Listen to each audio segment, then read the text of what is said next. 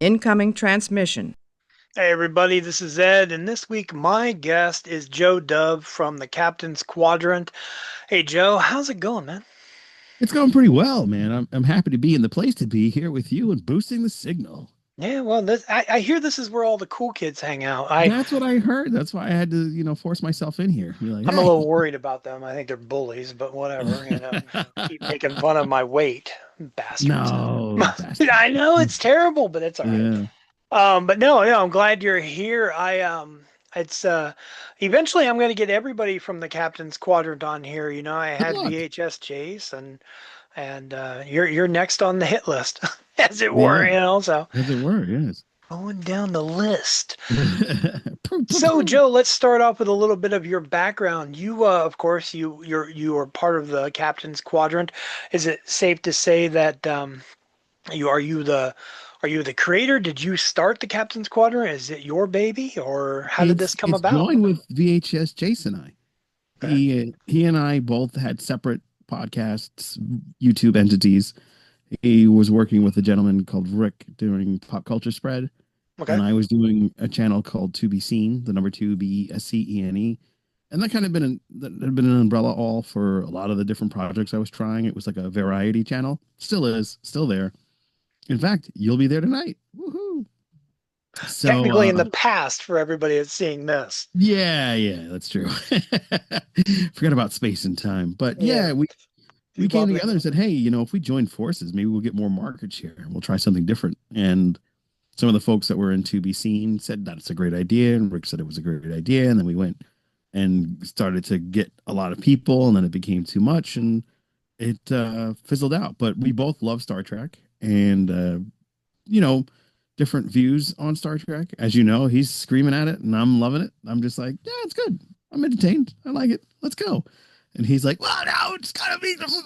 So, and with all group collaborative projects, there's things that people disagree with, and you take your breaks as needed for Yeah. the I've heard for of the the sanity. Beatles. Yeah, exactly. There wasn't a Yoko Ono, but Are um, you sure? Are you yeah, sure? yeah, I don't sure. know. I sometimes think that your dog Teddy might be Yoko Oh Ono. yeah, that's right. Best story in the world. I was like, guys, we're gonna do Trek Long Island together. And I brought Jace from Australia. It was the first time in New York, and I was like, "Oh, this is gonna be great." And it's like I got air mattresses because at the time I didn't have the two beds that I have now because I didn't have the kids then.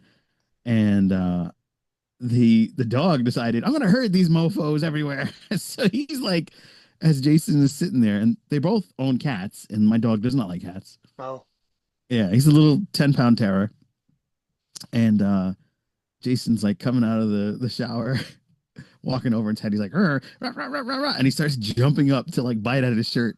So I'm like pleasantly saying, no, no, that's his just way of trying to help you tuck into bed. yeah. So yeah, That's we hilarious. yeah, we have a great time over there, the three of us. So when all three of us are on, it's always fun. Or when it's one of the two of the three, or one me and a guest, it's always a lot of fun at the Captain's Quadrant.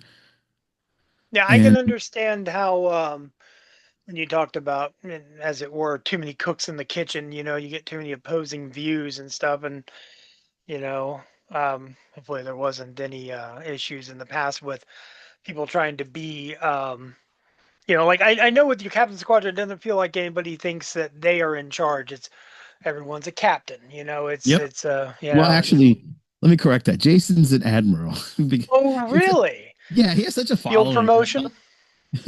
What's yeah, self promotion. I'm Admiral Jason. Sure, pal. No problem. Sure, Grandpa. Of course they did. Jason That's Roy good. Gaston. He's quite the personality. So just do what you want, man. Okay, so now obviously you, like you said, you're just loving the Star Trek, whereas he's old man yelling at the sky. Yeah, BHS Just out of Jason. curiosity, what is your Star Trek story? What brought you to the universe? Ooh. What brought me into the universe was in 1984 when my mom and my dad uh, didn't get along, and my mother was like, "It's very important for me to bring to you Star Trek." And we used to have this thing called TV. I think it was TV Land at the time, Okay. where they played a lot of the reruns of classic Star Trek, Lost in Space. She's like, I need to bring you into this world. My mother was an African American woman who believed in a bright future where everybody got along together because she grew up in the era of desegregation. So when she was going to elementary school, it's when Long Island decided, okay, blacks and whites will go to school together. It's going to be great. And in some instances, John, the government had to send escorts for the students to go to school of a color. So my mother wanted me to see the fruition of that because my mother ended up marrying a Portuguese German man, my father, and in their era, they were the first legally interracial couple that had gotten together in both families. So that was a big deal back then. Yeah. Um, and I came along in the early '80s, but as a young boy in Rhode Island before we moved over, it was, hey, let's go watch the Star Trek. I want you to learn about Lieutenant Uhura. My grandfather was an early black, not the first, but an early black police lieutenant in the police force, and having somebody of color in that high a level, lieutenant in the police force, was very unheard of. And for him to get that, it was because he has, aside from his know-it-all of the book and the rules and how right and wrong is, he also had this very you know big personality that was very warm and welcoming, and that kind of allowed him to be beloved by not only the peers of his community but the higher ups around him. And there's a man named Robert Moses. I don't know if you know who that is, but Robert Moses was not very fond of folks of color, but he took a liking to my grandfather and ensured his place in the transit authority. So he became the lieutenant of the police of the transit authority by the Triborough Bridge. So, um, so he passed before I was born, but my mother wanted to make sure that I understood the legacy of who he was. And that's why she was like, I want you to know who Uhura is. I want you to get this because when I was a little girl and my father was big on civil rights, he marched on Washington with Dr. King, and he made sure that we had an outlet of respectable people of color that were on television that represented us. She said, I want you to understand that this is who we can be. We can be bigger than what you think. And here's a great shining example of that. And this is why we watch Star Trek. And I have been a Star Trek fan since 1984. I'm sure I've seen stuff beforehand, but I was a baby and I don't remember those things. But I remember the first thing we watched was Space Hippies. And well, we called it Space Hippies, but it's actually called Way to Eden. No, Uh, okay. yeah, yeah, yeah. I have my own titles. So so that's how my journey became into Star Trek. And then when I moved to New York after the divorce, I had gotten chicken pox, and we hadn't watched Star Trek because things were getting rough in the household. So when we moved here, the first thing my uncle said was, "Hey, did you watch Wrath of Khan?" I was like, "No, I never saw Wrath of Khan." He goes, "Oh, come here." We watched Wrath of Khan. I loved it because of the space battle, the Reliant, that shot of like the Reliant, like all messed up, and all of a sudden here comes the hero ship, and the music, and just the grand pace and grand show of what was going on in that era that I loved really just kept solidified my love of it, and it's never changed. I've been a Star Trek fan since a child because of what my mom brought me to it. That's a really good story, and I'm glad that like you brought up uh There's like a hand behind you. No, I'm what kidding. you weren't supposed to see That's a that. That ghost. you weren't supposed to see that. No, the I'm glad you brought up like TV Land and stuff like that because like when I was it's not about me, but like similar. Like I was watching animated series and TOS on Nickelodeon. Like they had Nick Kids and stuff like that Mhm. around 83, 82, 83. I wasn't supposed to even be watching Nickelodeon. Like there was a show called You Can't Do That on Television that was on at the I remember time. that. Yeah. And my mom was very adamant that I should not watch that. I don't know if she hated Canadian television or what it was. I really don't know. But she was, Canadians. yeah, damn Canucks. But anyways, so she was very adamant about me not watching that show. And but yet I would, sneak and watch it anyway, like all Hmm. kids do. It's Yeah, like, as you do. but I ended up discovering Star Trek the animated series, and then so that was I like that TV Land was in there too. I remember when TV Land used to, I think TV Land still exists to a degree. I think. I mean, I think it's gone. is I it? Is it? really I think don't know. so. I Yeah. I haven't had cable in like 7 years, so it's Same. like, um, but if it exists in any form, Oh yeah, it's still on. It's owned by does it? Paramount. Of course, it's still on. Well, there. There it See, is. that's what do I know. But Yeah, anyway, they yeah. own everything, so that makes sense. So would you say that Rathacon is Rathacon your favorite Star Trek film? No, it's always going to be Star Trek. Well, I mean, truth be told, sometimes it's Wrath of Khan because of the closeness. It's like because both my mother and my uncle have now passed, Right. and it's that like one of the things that we always did was watch Star Trek together. Okay. My mother and her best friend, we used to always go to the movies together. So we saw Star Trek 5 all the way until Insurrection, and then my mother's friend moved to South Carolina. She moved back to South Carolina because they came up during the Great Migration. Getting a lot of African American history from me. So I don't know if you were prepared for that, but No, that's here it it's is. fine. It's not my first rodeo. Okay. So All right, cool.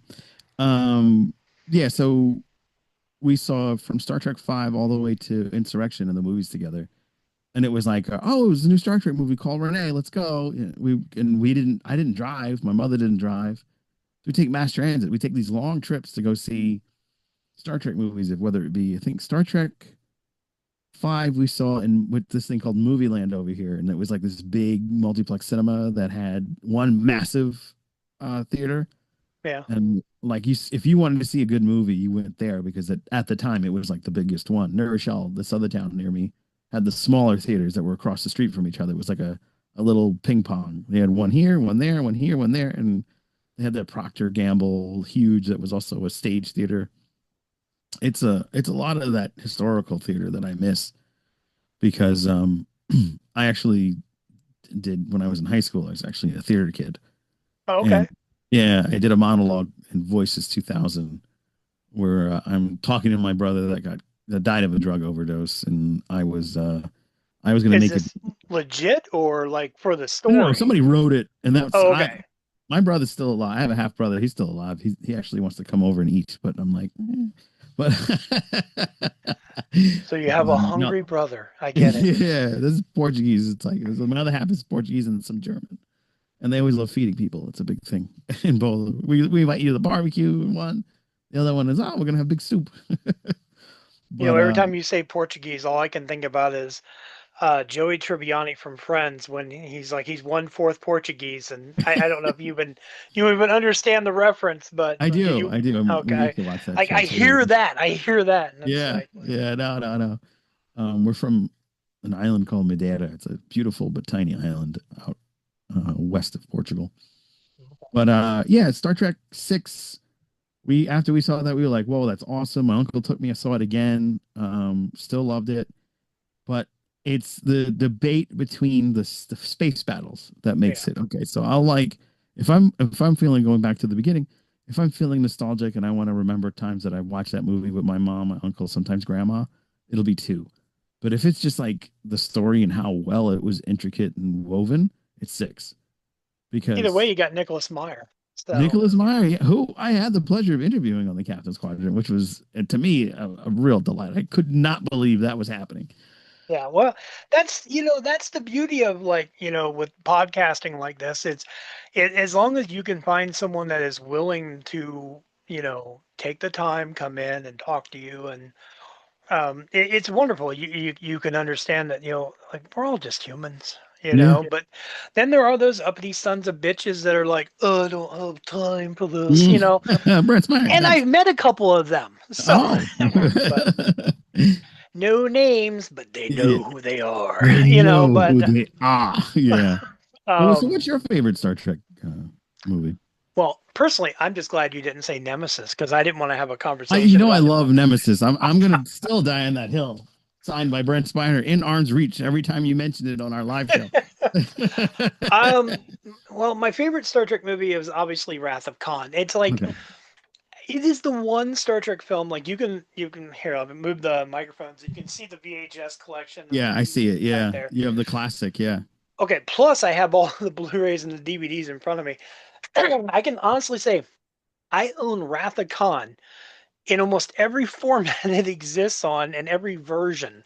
Like I Wow. have the version that only aired once on ABC network, I have the theatrical, the director's cut, the full screen, the widescreen, the director's cuts, all over the place. I love the movie. I love anything. Like give me a full documentary about it. Give me a I'll watch it. documentary about me watching it. I don't care.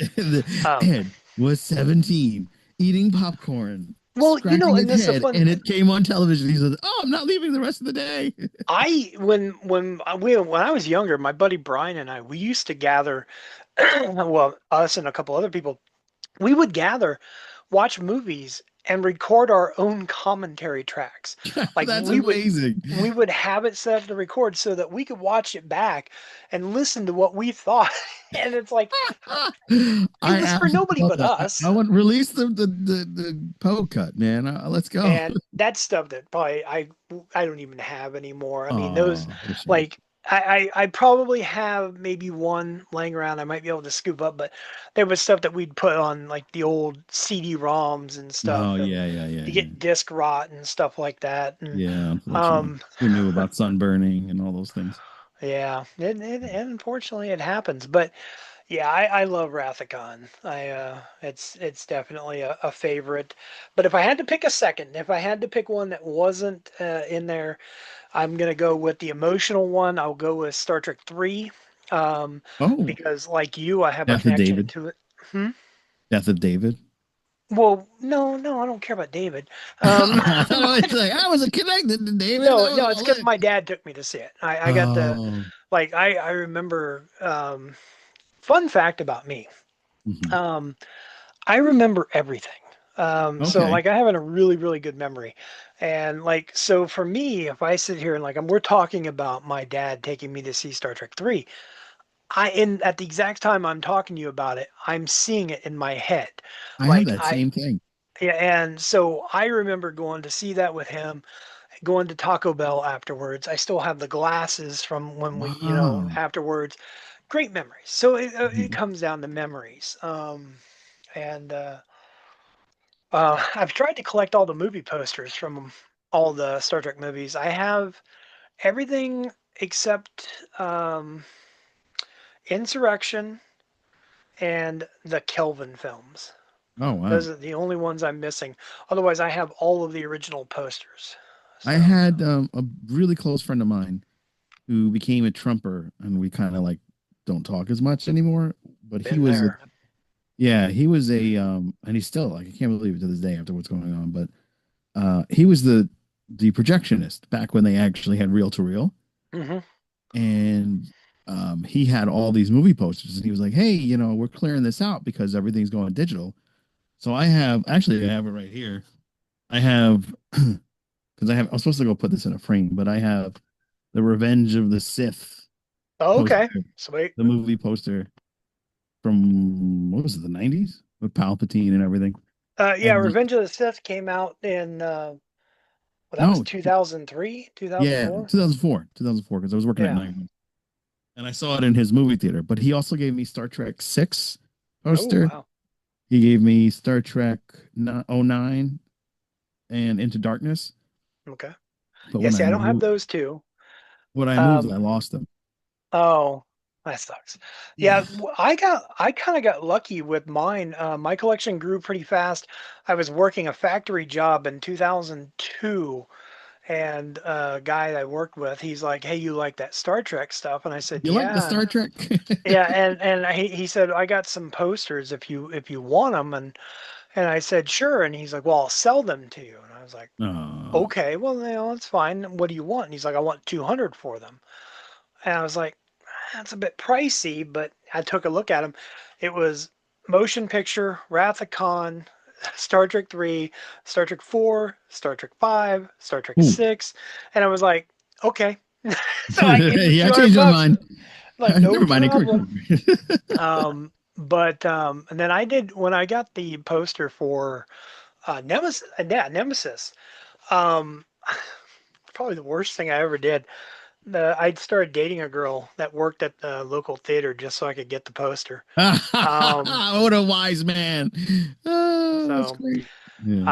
I don't even remember her name. It's That's one thing pretty bad. that's wild about where I live is I'm in close proximity to a lot of independent theaters. Yeah. And unfortunately, they're closing. But one of the things I did do is before they were closing, I asked the ownership, "Hey, do you have any posters lying around in like an archive or anything? I'll gladly buy some stuff, or if you give." And I got handaways. I got like Groundhog Day and um, Dances with Wolves, Oh, and that's a good one. yeah, I ended up reselling that for $200 actually. Well, that's the thing. I have a crap ton of old movie posters. I mean, lots of movie posters. Same kind of situation, just collecting them from wherever and stuff like that. And last year, I was going through a tube. I tried to photograph some of them for the Instagram page. Yeah, And by the way, taking photos of posters is the biggest pain in the ass yeah, ever. yep. But yeah, so trying to do that, I end up finding a Ghostbusters poster in there. And That's the one, man. it's original 1984 from the original release. And I'm Ooh. like, so I asked a buddy of mine, I was like, because he's big into Ghostbusters, and I said, is this something? He goes, I could sell that for you. And, and I'm like, well, we'll hold on to it. Wow. So, yeah, I think if things ever get too bad, that's going to be the one I have to pull the trigger on. Yeah, Um, that's why I sold that Dances with Wolves because I ended up losing my house. And yeah, because of that, I had to like downgrade a lot. I used to have I think a 10,000 comic book collection. I had a 5,000 DVD collection, sold most of all of it. I have only maybe 2,500 comics left.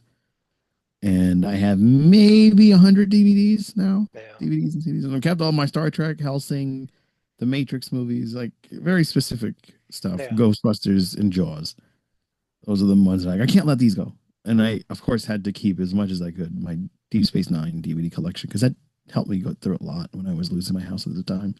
yeah. I would rewatch that and hope the police wouldn't come. All right, get out of here, you know? The only time I've ever lost movies in my collection, I've sold some, like if I've needed the money, but it's always been stuff that I knew was never going to be rare or whatever. Although Hmm. I do regret, I sold a copy of Color of Night. It's a Bruce Willis movie, really Yeah. shitty Bruce Willis movie, but I loved it. I always thought it was really good, and I accidentally sold my copy of that, and I kind of regret that one. And but then um, an ex girlfriend of mine, when she broke up with me one day when I was at work, she showed up and took what she wanted. Oh, But that's ouch. all right. Mm. That was 18 Yeah. years ago. Yeah, I've So been I'm not unfortunately. holding on to it. Um, It doesn't hurt. no, doesn't hurt. No. Doesn't hurt.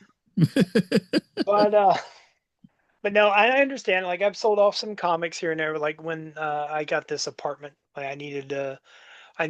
I was still a little off, but with a little help from friends, like I have a friend of mine that helped me out. She helped out.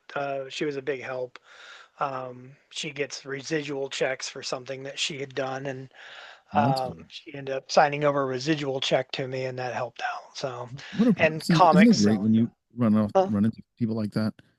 Yeah, yeah, oh yeah, yeah. I try to surround myself with good people. The bad people, I've talked about it before. I like to refer to life as like a TV show, and sometimes characters get written out. Yeah. Yep. I get Like, that. oh, it was just a really terrible storyline where that person had to go away forever. Yeah. Oh, it's so tragic. They just Yes, it disappeared. was. So now we've talked about you. You tangentially mentioned that I would be, or by the time this is out, I am going to guest on your uh, program for Ghosts. You have a podcast that you cover the TV show Ghosts, Hmm. which I love Ghosts, but we won't talk about that Which is now why I asked because, you. huh? Yeah. That's why I asked you because I was like, "Do you like the show Ghost?" And you told me how much you loved it. I was like, "Please come on." Oh yeah, yeah, yeah. It's sad. I've known that you've had the podcast forever, and I just have Oh, never sat down and watched it. I've never seen an episode of it, so hmm. I'm going in blind. Okay. but I've It's a seen. fun one. It's myself and retired Trekker who happens to be a big Star Trek fan that also loves the show Ghosts wholeheartedly Mhm. as much as I do. And I was doing it by myself. I had Jace draw it up, and I made a deal with him for a good price, and he really did a great job. That I haven't touched it, even though the show's progressed. I'm like, nah, why should I change it? It looks great. The only thing I've done is uh, when I've expanded it out of the show's called Shedding Light.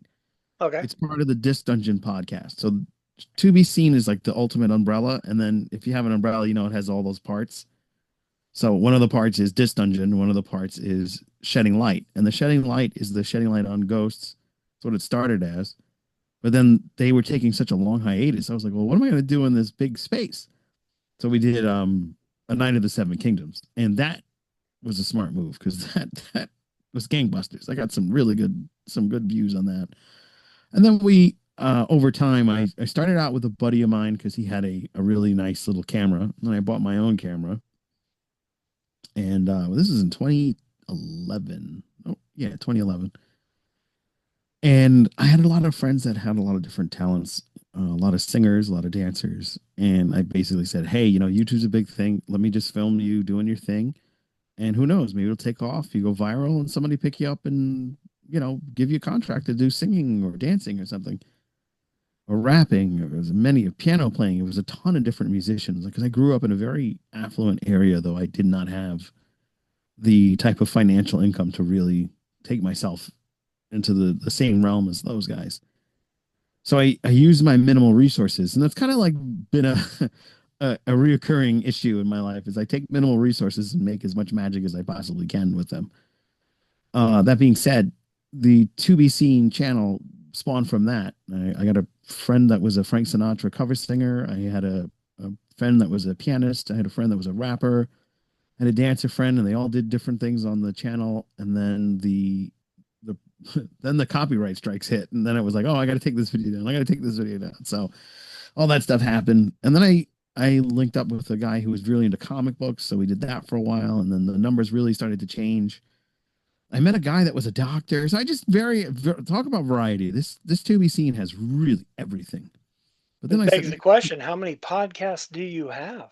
well, all of those have gone. The only one that remains is not even this dungeon's still there for Shedding Light, but the music end has kind of fallen by the wayside because the my co-host for that has gone through a lot of really big life changes. As have I. Like right after my mother passed, he came and was by my side to the end with my friend Marcus. Marcus and Julian are just fantastic people in my life. Marcus, I've known before I existed. He was a family friend that used to park his bike by our house because it was close to the school. But Julian, who's a music producer, had to put it on the back burner to make income because they furloughed all the nurses because of the big strike that we had in New York. And, life gets in the way sometimes. So that's kind of just how things are going, ebbs and flows of things. So I didn't want to not have content. That channel is monetized. It made even the old stuff is still making little bits of pennies on the dollar. So I said, if I do something, I have an opportunity to do some type of coin. And that's why I brought the Shedding Light up. And that's paid for itself now, thankfully. It took a year. Well, here's uh, the thing, like you talk about the ebbs and the flows and stuff. Whenever people say, "Oh, I didn't like this episode of this," or "I didn't like that episode of this," or whatever the case may be, I always use the same, I don't want to say story reference. I say the same thing. Life is not every day of life is great. Like not even every week is great, yeah. and that's the same. Like look at the TV show like Life. It's not everyone's going to be a good one, but you Yeah. got to stick around for the next one. Don't quit on it just because you didn't like something that happened. And that's it's like not to be too dark, but it's like when people say life sucks, why do I want to be here? And they think of, hurting themselves, which is terrible. I always say to them, stay with me because it's going to get better. I mean, Yep.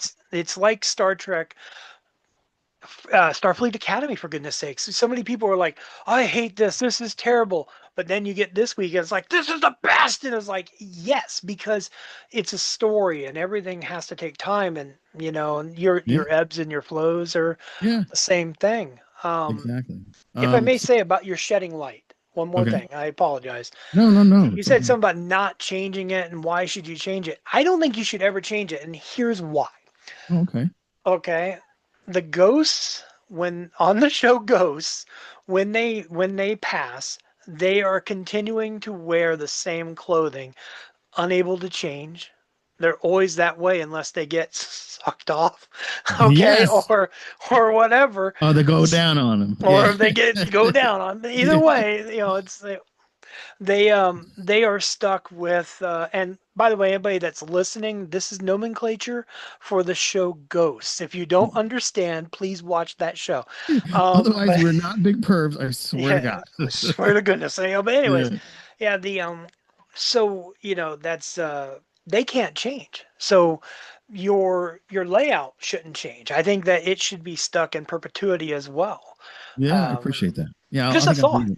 No, a no, good I'm one. leaving it because like the way Jay set it up, you know, secrets out of the bag. Jason's probably one of, aside from yourself, one of the best designers out there for podcasts and how these things look and how they look on the ether of the world and the internet.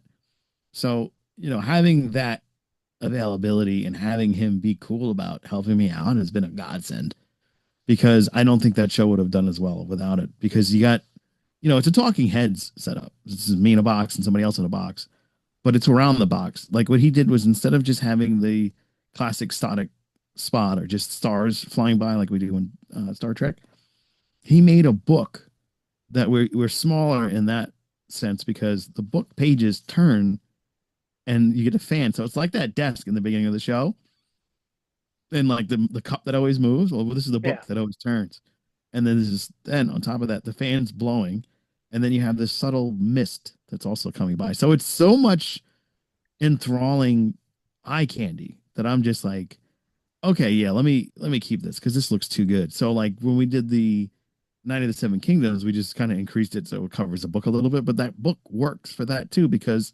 everything we're talking about is telling a story. yeah. So why make that change? Just keep it shedding light on Now, whatever. to its credit, though, on the show Ghost, the desk does change every season. Yeah, every season, but in the long run, it's the Which, by same. the way, let me ask you a question. Just as Yeah, off the topic, we could talk Ghost tonight, yeah, but have you noticed the 30-day chip on the desk this yeah. season? Who is that for? I think the 30-day chip is for Kyle, who's going to come back because I Okay, think Kyle's only going to come back briefly. okay, No spoilers, but the Hetty's Day is coming up because it's going to okay. be St. Patrick's Day pretty soon. Right, good point. Yeah, she's going to Because be I've been trying to visiting. figure out like what's that 30-day chip for? Because usually everything correlates with some character, but I have not been able to pinpoint that one. Yeah, I mean So that's going to be a question you're going to have to ask Bill, my co-host for that one. okay, It's retired Trekker. He is really immersed in the lore of Ghost to the point where he talks with the Ghost producers. okay, Why he hasn't asked them to be on the show, I don't know, but he really gets into it, and they talk to him like they have conversations. So it's like, okay, what's this and what's that, and they really get into the inner workings of it. So sometimes it's as simple as I have a feeling it's this character, but he's going to be more reoccurring this year, and that's okay. why the chip is there. And he'll be in a total of 30 episodes. It could be something random like that. So I'm curious. We're going to definitely have to ask him tonight. That's going to be a good one. But I'm going All to right. lean towards Kyle. Okay. So, all right, another question for you. Now, obviously, you're a Star Trek fan, and that's great. Yes, And I can tell from looking behind you and from other things you've shown that you collect Star Trek items. yes, I do. Okay, well, now let's go on the outside. What's something you collect outside of Star Trek that might surprise people? I am the biggest Transformers nerd you will ever meet. I don't know. I I've met a have, few. oh, you'll be surprised. I know I have specific collections because of what affordability and cost savings. So I have Wreck Car. I have the 1984 Optimus Prime remake that was metallic, for the 30th anniversary. So there's a 30, a 40, there's a 25, a 30, and a 40 Yes. of Optimus Prime that they reissued for, but it was much bigger and more durable. So I have the 30th, and I'm not getting rid of that. And then I have Masterpiece Transformers, and I have two. I have Coronation Starscream, and Megatron. And the Megatron's cool because you can change it, and he does all the faces and everything. So I love that. And then I was a big Galvatron fan because I was a Star Trek fan, and then my Star Trek world and my Transformers world came together. So I was like, I gotta have that. And then ironically, they didn't sell that here. This is the '86 collection, so they did all the movie stuff, and they had the 1986 collection for a bunch of stuff, and I got a lot of them. And I have this massive inbox outbox collection, also in arm's reach. My good buddy, it's half transformed. I should really put this together, but it is Grimlock. Grimlock, and I just absolutely love the color breakdown of Grimlock because it's red, gold, gray, and black, and I think that's a fantastic Thank you. combination. So yeah, Transformers is my go-to collection. I Oh if no, I can appreciate Transformers. I have you can't see it. I have like I have a few Funko Pops, but this is my pride. Oh wow, it's the 20th. You have the 20th. Oh, I thought it was Mm, 25, but yeah. yep. Oh man, I Never opened. love never opened. Oh, you're better than Never me, man. opened. I'm gonna go. We're gonna go transfer Optimus Prime battle here.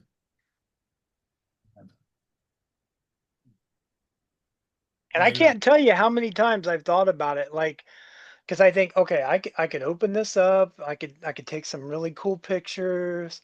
It'd be good on display.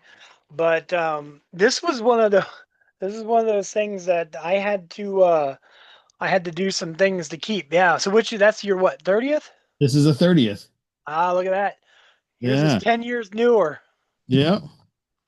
So and this is came with a DVD that I never opened, Yeah, but I don't this didn't come with anything cool like that. But yeah, I love Optimus Prime. Like same. I got rid of most of my Funko Pops of Transformers. I I kept got a great story to share with you once a year. I have a 6-inch Optimus Prime, or sorry, not 6-inch, 20 or 10, whatever, 10-inch Optimus Prime up here. I have one that talks with Colin. uh, Peter Collins' voice, and then I have a Megatron, and then I have um, a Unicron Funko Pop, Oh, one of the big oh, the Unicrons. Funko Pops. Okay, Yeah, no, there's it. yeah, I can't afford the Yeah, the stylish stuff. yeah. But yeah, I love Transformers as well. Like, I'm gonna be honest with you. I hate the Michael Bay films. Oh wow, the I do first not. one was okay, but they got Mm, progressively worse, yeah, I to don't the like point where them. I'm like, okay, can you stop? You know, we don't make Now, these anymore. I love Bumblebee. I thought Bumblebee was Bumblebee was really fantastic. good. Bumblebee was fantastic. And what was the one that just came out? Year one or Oh yeah, whatever it was, year yeah, one. Some that was good too. That that was was good, good. but that had nothing Uh, to do with Michael Bay. no, that was Chris Hemsworth or whatever. Yeah, yeah, but Yeah, Michael Bay wasn't involved in that, so I think yeah, I mean, he might have produced, but he wasn't directing or anything like that. So here's a yeah. fun story. I went to a not B. I went to a very small, intimate Comic Con in New Jersey, deep in Jersey, and one of my favorite artists is Walt Simonson. He's famous for drawing Thor. He came up with the look of Beta Ray Bill. Okay. And I always thought Beta Ray Bill was a dope version of Thor because he had that like horse mouth that just looked menacing, but he was a good guy. So I had the opportunity to meet him. I was like, absolutely, let's go. So my partner and I went out to deep in Jersey. And who would be on the other side? They did the comic book alley, and on the other side they did 80s retro. And I'm thinking, oh, 80s retro, maybe they'll have like a Ninja Turtle or something there. And they did. But right next to that Ninja Turtle with a very long line, love comics. Yeah. But I have She-Hulk number one, Oh, very nice. 9.0. Um, I have Secret Wars number one at a 7.5. So my greatest achievement is I went to a comic swap, and I had this comic, my uncle's version, and it was a regular comic book edition. Yeah. So it had the little Spider-Man instead of the barcode. That meant the barcode came from uh, getting it on the shelf, and the Spider-Man is mailed to you. Correct. Yeah. So if you have this is what's called the newsstand edition. Right. This is rare. Oh yeah. It's more rare because newsstand is the first print. It goes right to the newsstand to be sold, and hopefully it sells well.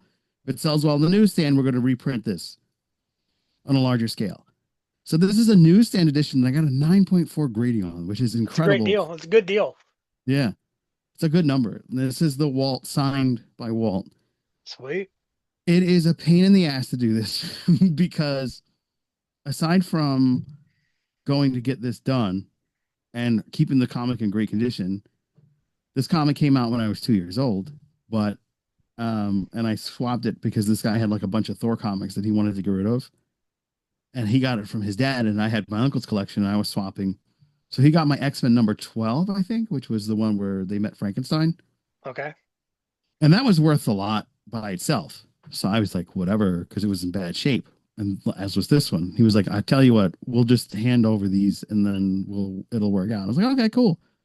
Got this guy, met Walt. Walt was an hour and 20 minutes late. Kind of like some of my codes, but basically cool guy.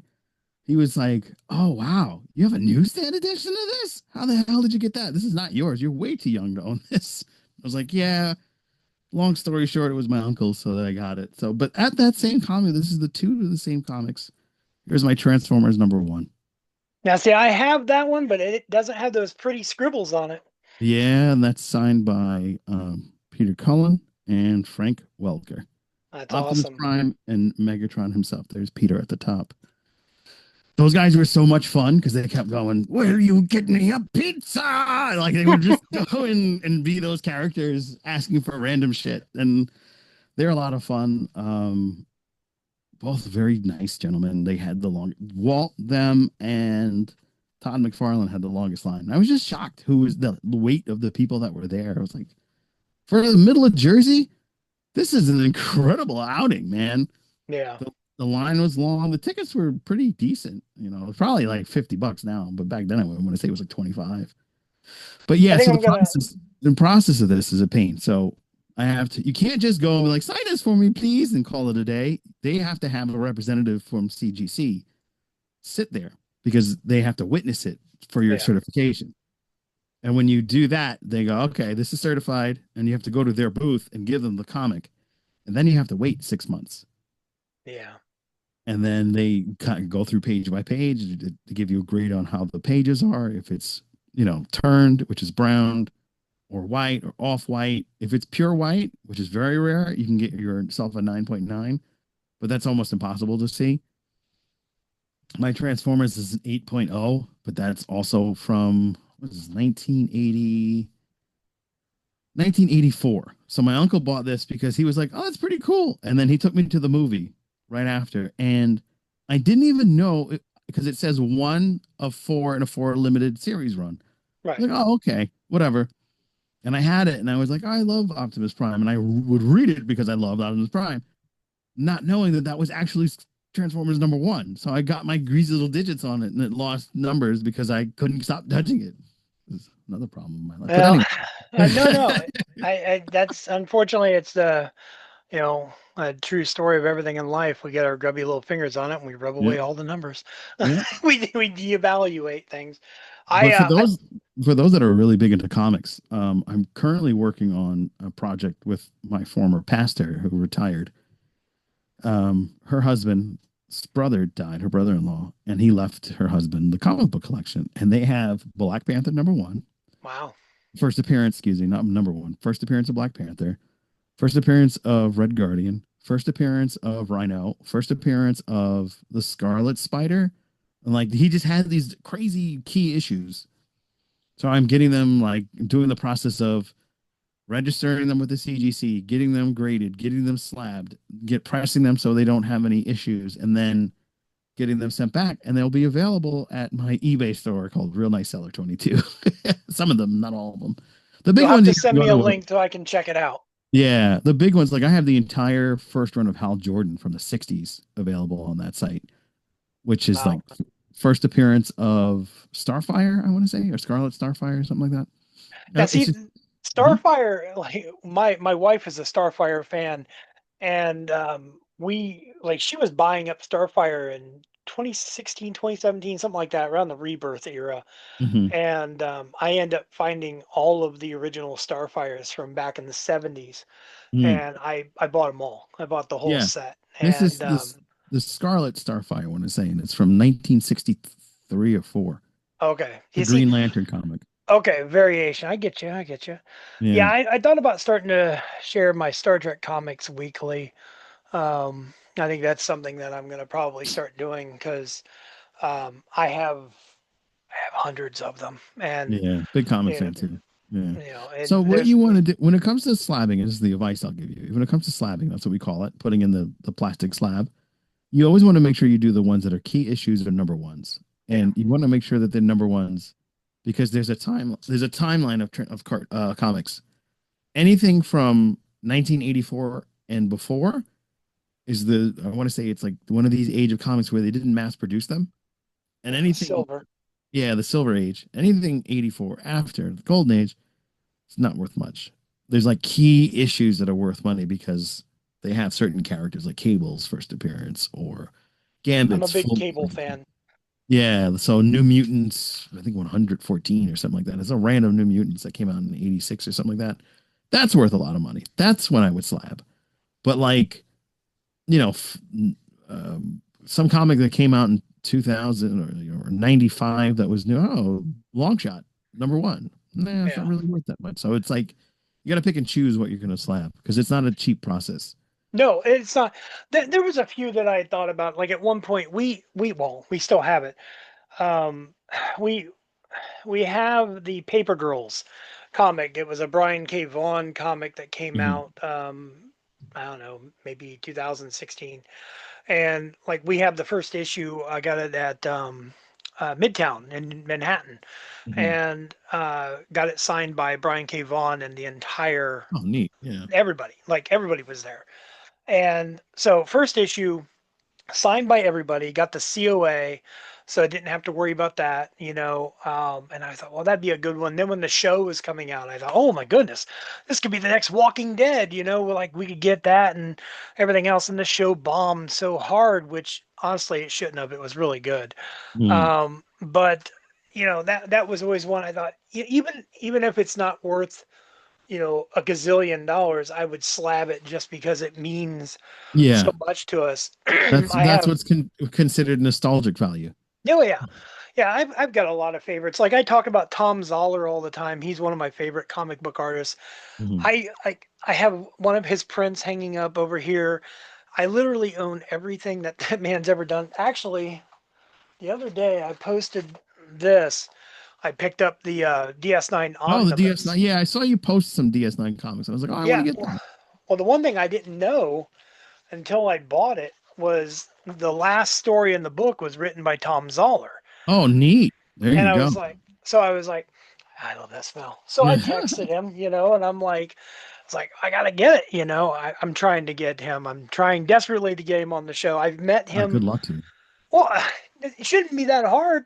I've met him so many times. It's like, but I have, I think I have Tom Zoller's autograph Oh, 30, 40 times on different wow. Yeah, issues. there you go. Like very My, literally. the plethora of shows that we do at To Be Seen, another show that we're doing is called Spilling the Comic Book Tea. Oh yeah. And that one is this guy, Dave. He's the new current co host on that. So it's Dave, myself. We call him Billy, but his real name's Scott and William because there's Bill and Billy. You know what I mean? So it's like going to get confusing. So I was like, can we do you, Bill, and the other one we'll have him as B Money. That's his nomiker. So I'm Joe Dove. Joe Dove is not my name. So in case Well, that's that's a what it's gonna say on this episode. yeah, that's what people know me as, but my real name is not. I was clever. I said I'm going to translate my last name to be my online name. I'm smart.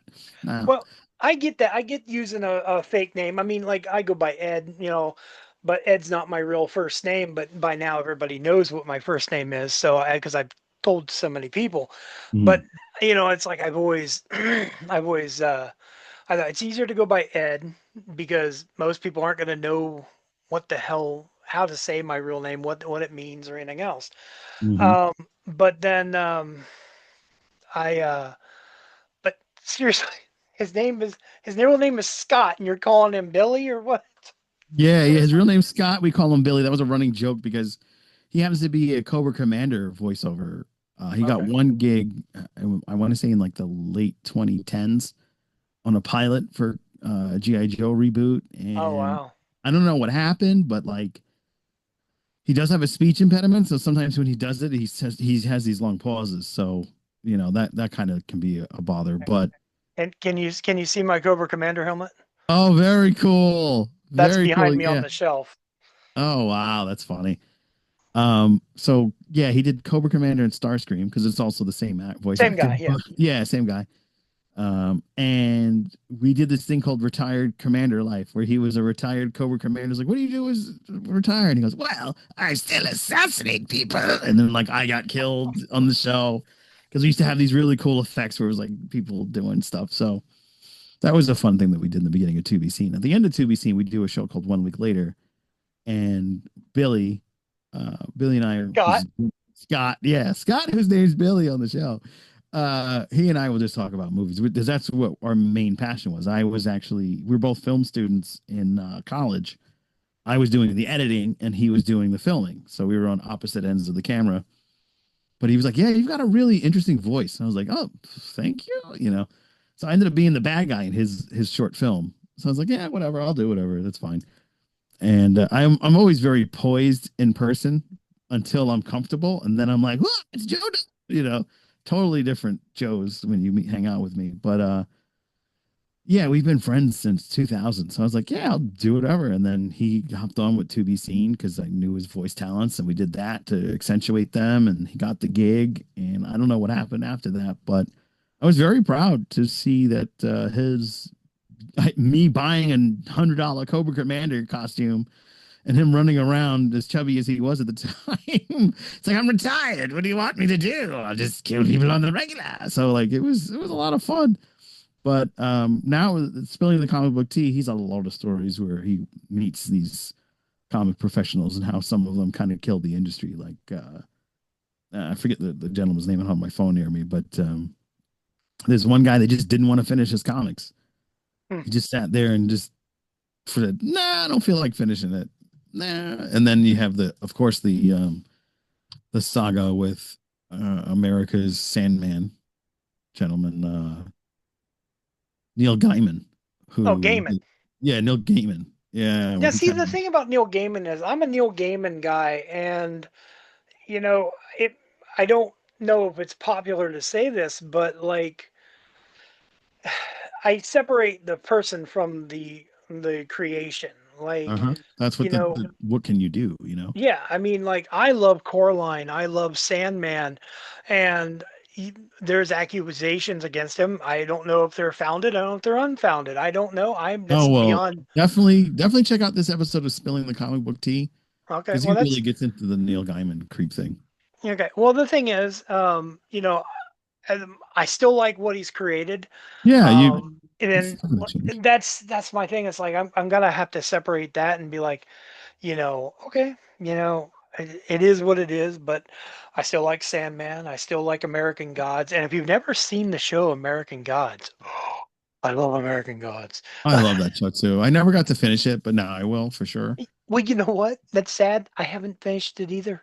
Oh Um, wow, like Rob season. Liefeld, that's his name. Rob Oh, Liefeld. Liefeld. He's Yeah, I like yeah, Rob Liefeld. I gonna yeah. He's a trade great artist, Cable. but he never Yeah. finishes stuff. Yeah, he Yeah. invented Deadpool and Cable. And if he does create, it's like here's Cable, Rob Liefeld version. Yeah. Yeah, yeah. Wow, those are some massive man movies. You know what I mean? Yeah, I never understood that, but Yeah, yeah, but I exactly. can't draw hands. I have a Oh, hard time drawing hands.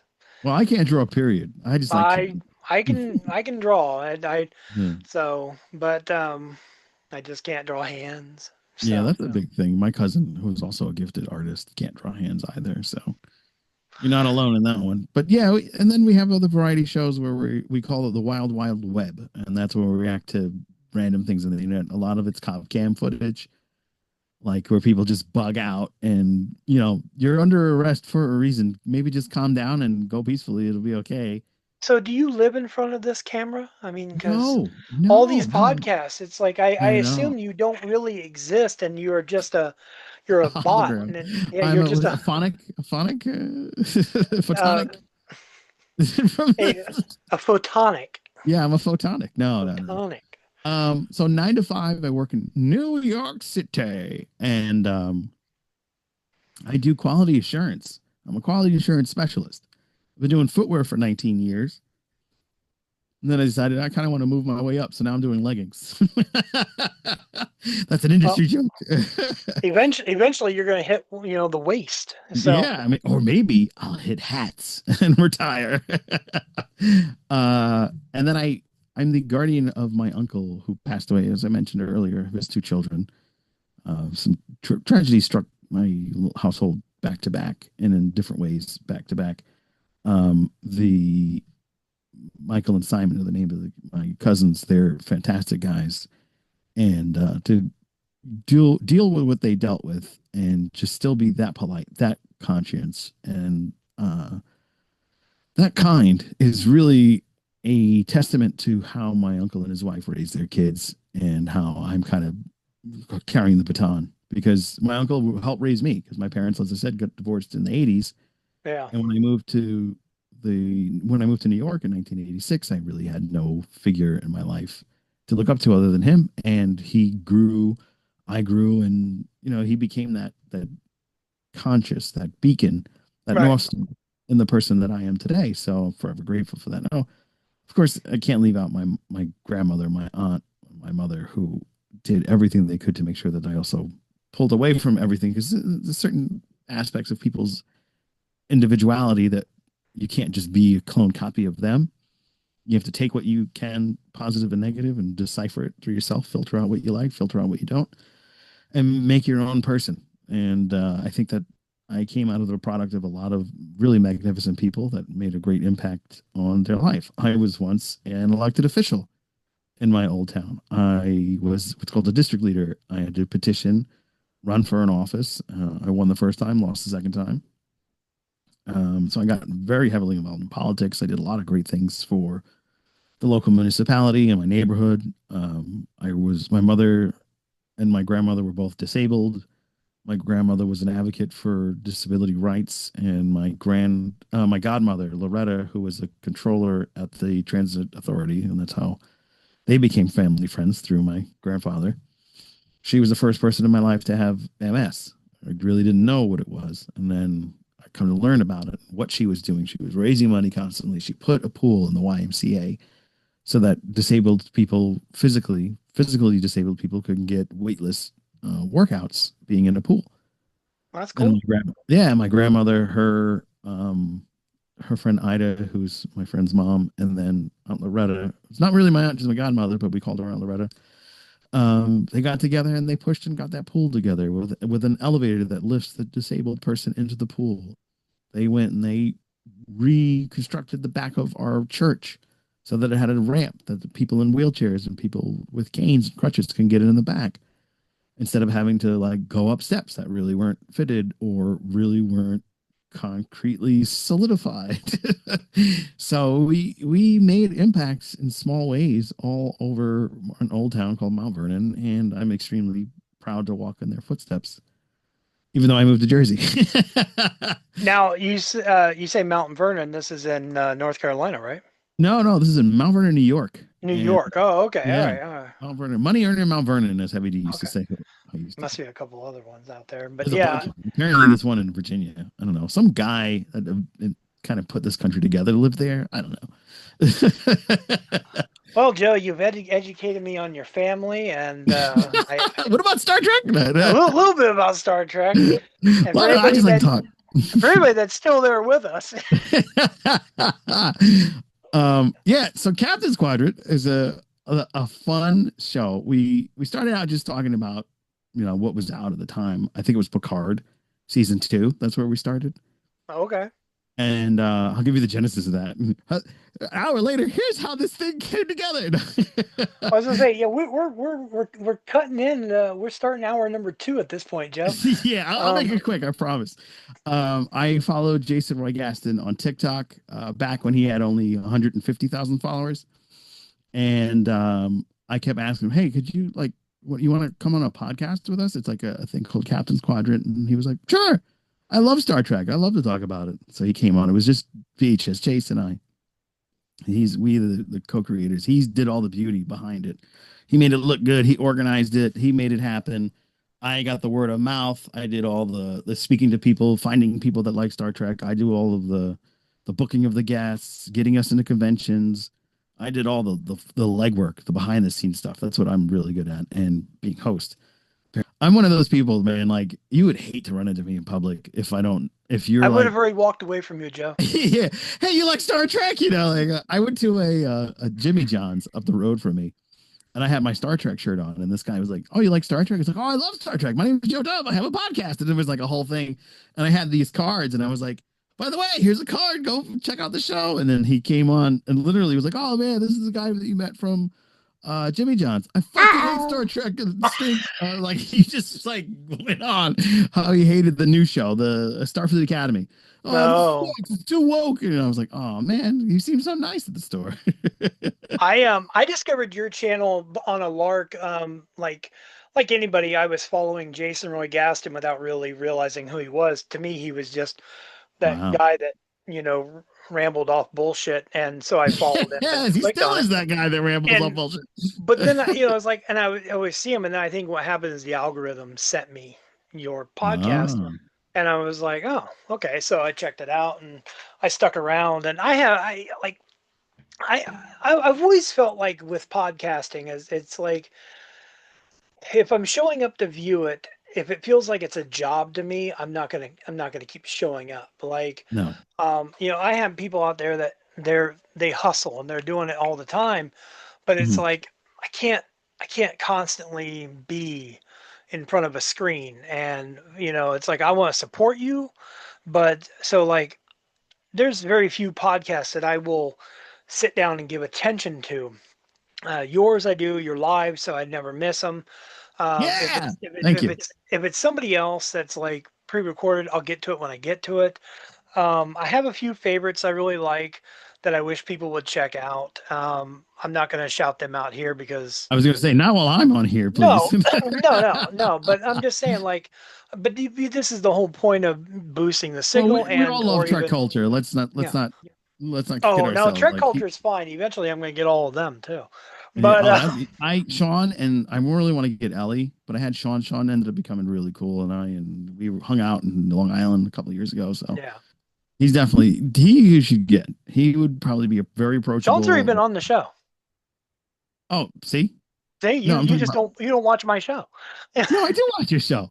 I'm just saying, like in person. I bet you can get him there Oh, in okay. with you. Yeah. I'm Yeah, guaranteeing but you can. You he's and been he on the can sit show, together in chairs and talk into microphones together. and by the time this airs, you will have already seen Ellie's been on the show. Oh, nice. Yeah. All right, so you're better than me because I have yet to get her to get on. I'm trying to get the transporter room girl. I see. I Um, don't know who that is. I but she's getting transporter. very popular lately. Yeah, I don't know who that is. Transporter room. I I'll be honest with you. I've seen one episode. I don't tune in. It's like I said. Mhm. I try to support. I do, but at the same time, I'm not getting any support. So, not to be a dick. I'm not trying to be a dick, but No, like no, no, no, no. But like the thing about me is like if you support me, I support you too. yeah, I think it's this energy that we all must share because there's so many of us and yeah. the market share is hard to get. So Yeah, I want them to succeed. I wish them nothing yeah, but the luck, and they yeah, have good guests and everything else. But yeah. like, I'll tell you off air about some of that stuff. no, no, no. I'm not going to even speak ill about someone off air or anything No, like that. no, that guy's Chris is a I'm great just saying, guy. like, it's not like I don't know who this. Like you said, the girl from the transporter room. I don't know her name. Like, I don't even. Yeah, I know the face, but I don't know who you're talking about. And it's yeah. not for like. I'm not trying to be like. No, no, no, no, no, no, I no. just don't. I can't think of their But name. she's very bubbly. Oh, that's good. I love a good personality and stuff. Yeah. I mean, And it's obviously not somebody I follow. no, So, yeah, no. Our mutual friend, he had her on. Linda Pages, that's her name. yeah, I don't know her. It bothers me when I don't remember the name because I'm usually pretty good at that. So I was like, ah. But yeah, I'd love to have Ellie on. She's really neat. I Yeah, really respect her a lot. But Sean and Garrett Wong are the people that got me into podcasting. They kind of inspired me. He's like, I'd like to do something long form, and I just started out with a music podcast because I saw what Sean was doing for so long, yeah. and what Garrett was doing, and I was like, because that was all pandemic stuff, and I was like, I bet you I could do this because I I have the gift of gab, and sure enough, I've met the right people to help me make it visually look good. So when you are doom scrolling on Spotify or whatever, and you come across the Captain's Quadrant uh, thumbnail, you're like, this looks for me, look interesting, and then pulls you in. Luckily, I got someone, Jason, who was able to facilitate that for us. And then, it's all about getting the right guests on and having synergy and having a good share with them. Yeah. Because, when I get excited when I see your stuff come up because you have a great look. You have a very successful looking approach, and I think you have really a good product. So when I I see try. I it's appreciate that. Monday, something Ed's going to be doing something, so let's see what we got, and Yeah, I'm a collector, so I like seeing what goes behind the scenes with collections and collectors and the people that make them. So I really have a great appreciation for what you do. I appreciate it. Yeah, this week's a good episode coming up. By the time this is aired, everybody has already seen it. You will have already seen Ellie. Ellie will have already been on. Mhm. Hopefully, you have watched that one by the time this I airs. will. Yeah. So, Yeah, I've seen the and Sean clips. So I remember seeing the clips before Sean was on, but I'm saying, yeah, I always do this. I do three different shorts and reels every week for everyone. You'll get the same thing. Everybody yay, gets the same treatment. One on Monday, one on Wednesday, one on Friday, there you and go. then Saturdays late at night I announce the next Monday's guest. There you go. But I And just then like Sean's approachable in person. oh yeah, Because yeah. He and I recorded that in early December, oh wow. and I held on to it for a long time. But that's like when Spencer was on. Spencer Garrett and I, we had recorded that. Oh, that was on Veterans Day Oh in my God. November. Yeah. So Wow. that's Yeah, it's we like we we do that. We're gonna have a couple of guests coming up. I tend not to say anything until after the show's over in case I same here. say miss something or have to go back and edit, and I don't want to, or somebody flakes because people have schedules and conflicting and they don't realize it. So I like to give them the grace that they need. Yeah. So if something Better like be that, safe than sorry. yeah. So I never announced before until after they're gone. Like when we had Doug Drexler, it was a great episode, but it was like getting him down because he was doing his Trek Star, Yeah. which you know I wanted to help support. So I was like, "Hey, man, let me know when you have time."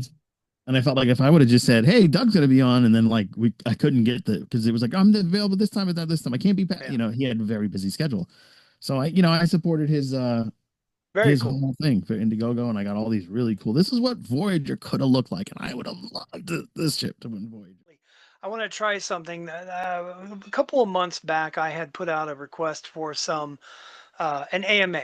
And I had Hmm. said I wanted to do an Ask Me Anything episode where anybody could send in their questions and they could ask me anything they wanted and I would answer them in an entire episode of the podcast. Well, today's going to be that day and I'm going to have you stick around for it, Yay! whether you Can I like it answer? or No, not. Um, you have no choice now. Okay. You can't leave, Joe, not until I take you off of here. But anyways, so I kid, of course. Yeah. But I do have my questions, and so I'm going to answer them, and I'm going to be all professional, and I'm going to put them on the screen too, so people can read them. But Nice. I'm going to read them off of my phone here. So the first question I have comes from a guy named Mike Meals. Okay, Mike What a Meals. name. He hell of a guy, by the way. He is. Nice. Let's see. I want to get this proper and let's see. Mike Mule. All right. So where is he at? Do do do. You see, this is do it live.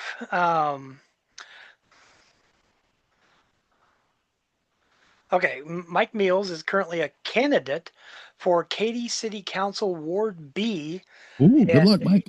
in Katy, Texas. Good luck, Mike. We wish you all the best. But Mike sent in a question for me. He says, "Yes, hello. I have an AMA question. How does such a good dude, who clearly is an intelligent man, still find it in himself to root for Michigan and Chicago? I had so much hope for you." Well, Mike, I grew up a Chicago fan. It was embedded into me by my family.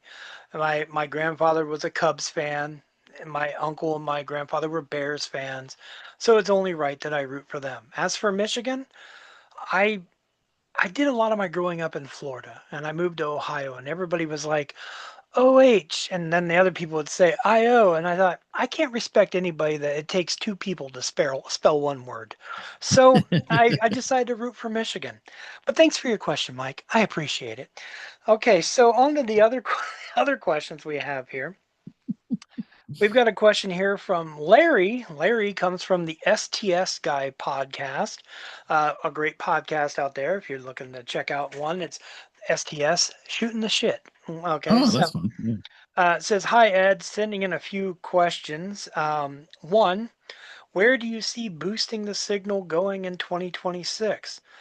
Probably on YouTube. Okay. Good Um, news, right here. question number two. If you were a Starfleet captain, which era of starship would you want as your command? Ooh, Well, ooh. I'm going to go with Defiant, late 24th century, Deep Space Nine. And I would only command it when Captain Cisco was away because I would never disrespect Captain Cisco. Don't Uh, disrespect the Bing. That's for that's right. sure. He put on his sunglasses and bitch slapped me. Yeah. Goodbye, Q. Okay, and his third question for a new fan just starting out their own collection, what is the best piece of advice you have ever received that you want to pass on? Okay, Mm. don't believe the hype.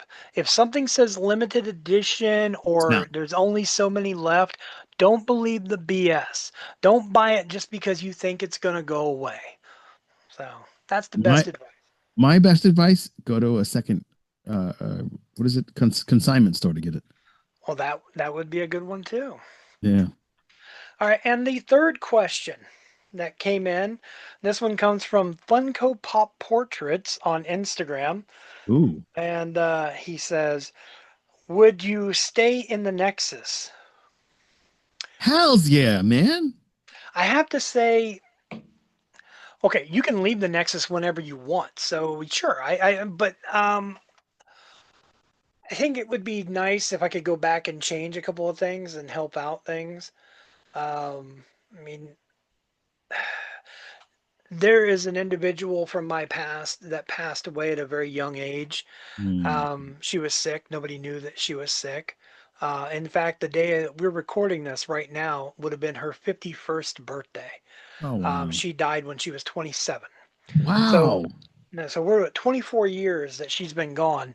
Yeah. If I could go into the Nexus and go out to change a moment, that is the one moment I would change is to save her young life. Unfortunately, I know how the butterfly effect works, so it's going to fuck up a lot of other stuff. Yeah. But and that's my one F bomb. But Yay, algorithm. but yeah.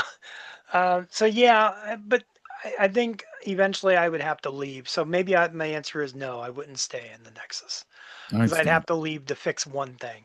But I want Mm. to thank everybody for those questions. But Joe, I'm going to give you a live chance to ask a question if you want. If you had an AMA question, you know, you can. If you don't, then well, screw Of it. Who course I cares? do. I have a bazillion. What But is you your get most one. okay? What is your most? And I know I hope it's the same answer as something you showed me yesterday, but if not, I'm excited to find out what it is. But what is your greatest Star Trek collectible? Ooh, Yeah, I knew it would be a good one. greatest Star Trek collectible.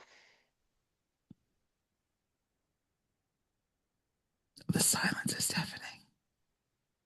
The one, yeah, that's a that's a good one. Yeah. I have to say. I have to say, because most of the stuff I really love is on display, but man, I, you may I, have stumped me a little bit I'm there. good for that sometimes. All my guests know this. Okay, here it is. Interesting. Oh, okay. It was hidden behind. This would be the blueprints of the Enterprise. I think this was printed. I think this was in the 70s, the late 70s. Does it have a date? Doesn't have a date. It was from, but anyways, it's this was a gift from my uncle Steve, and Steve. yeah, and it was one of those things like it was just a kid, getting into Star Trek, and but it's the blueprints. You can open it up, look at everything. They fold out. They're quite long. Yeah, There's yeah. No. like 13 of them in there, Oh, cool. and I always said that I wanted to get them framed and hung up. Like if I had a massive house, I would have them Hmm. framed and hung up. But I'm poor, so that's not going to happen. Yeah. But yeah, I have to say that probably the one thing that means the most to me next to probably yeah, probably next to that, the Star Trek glass that I got with my dad, you know. Hmm. Yeah, good question. You had me thinking. Yeah, there you go. That's the whole point of a good question is you put people on the spot and you make them suffer. No, make them suffer. Well, I Joe, I oh, have a go on. I'm very sorry. Well, I go have a ahead. very odd collectible that I love that I got with my mom, and that is the 19 I want to say 1989 or 1985 floppy disk Star Trek game. Oh, okay. Yeah, it's like in a big box. And Captain Yeah, Kirk's in the they front, and then all there's a were. yeah, and there's a bunch of different discs. It's like I want to say there's like 20 or 30 discs in there, and it's a 3.5. The That's, hard. I don't know if you're a gamer or not, but that's something I'm looking forward to with Project Helix, the new Xbox that got announced yesterday. Oh, I didn't Um, even know about that. Look at you dropping Yeah, knowledge. oh yeah. Keep an eye out for Helix. Project Helix, it's a new Xbox. It'll be officially announced by the time this airs, Hmm. but we're supposed to be able to play PC games on it as well. And I'm Oh, that thinking, is wouldn't it be cool amazing. if the older games would work retroactively, They have you like know? what is it, 3.5 inch? You can put that Star Trek game in. Well, see, if it's a 3.5 inch and if the drive is put it in, don't do that. Because Hmm. you never want to put a 3.5 inch disc something that slides in, because the gravity will shift it or move it Oh and it wow, will look at come out. that.